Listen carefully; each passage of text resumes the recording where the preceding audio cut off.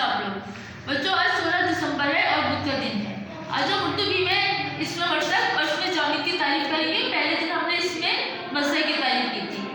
पहला है इसमें मशरक। इसमें मशरक ऐसा एक इसम जो किसी मखसूस फायदे के मुताबिक मज़हर से बना हो लेकिन इससे कोई और कलमा ना बने, इसमें मशरक कहलाता है।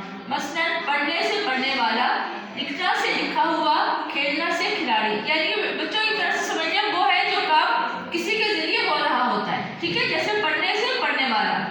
दूसरा है इसमें जामिद, वो इसम जो ना खुद किसी कलमे से बना हो लेकिन इससे कोई और कलमा बन सके, इसमें जामिद कहलाता है। मसलन किताब, कलम, मकान वगैरह।